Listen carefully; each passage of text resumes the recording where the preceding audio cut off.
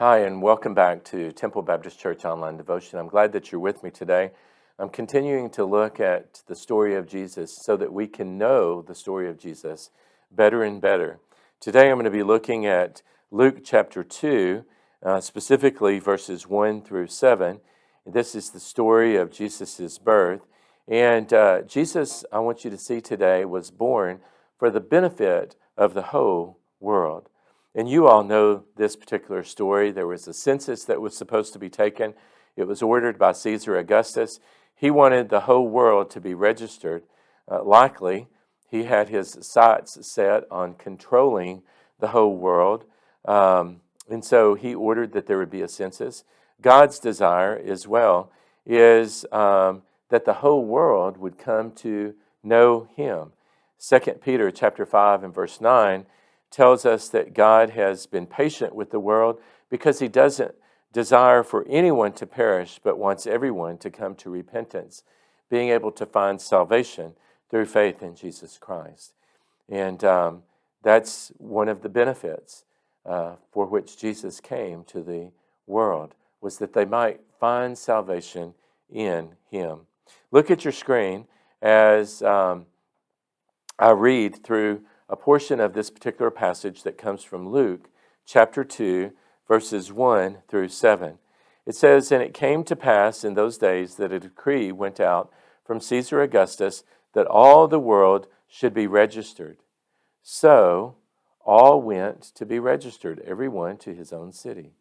Joseph also went up from Galilee, out of the city of Nazareth into Judea, to the city of David, which is called Bethlehem, because he was of the house and lineage of David, to be registered with Mary, his betrothed wife, who was with child.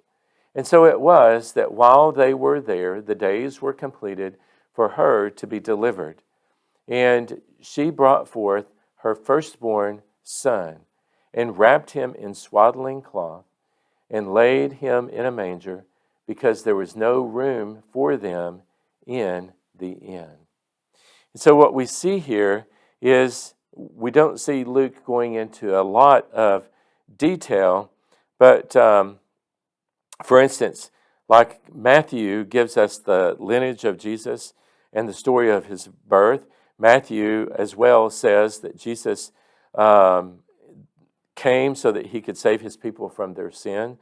We don't see that specifically here in Luke's account, but what we do see is that Jesus was born in a manger, just like we celebrate. So many of us have nativity scenes at home. We see that he was born and laid there in the stable, in the manger, which is the feeding trough, and that his mother had found some swaddling cloth to wrap him in, and that there they were. And it all came to pass because it was part of God's design.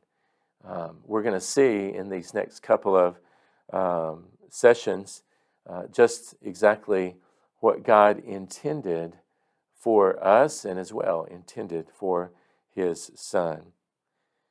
You know, there are many in the world that might argue that Jesus wasn't born at all. They might argue as well that Jesus wasn't born in a stable, that he maybe wasn't born and laid in a manger, that maybe there weren't any animals there to witness the birth.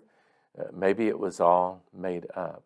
But Luke took great detail in what he was writing, his interview process of talking to those men that had been disciples of Jesus, and being able to listen and write those things down.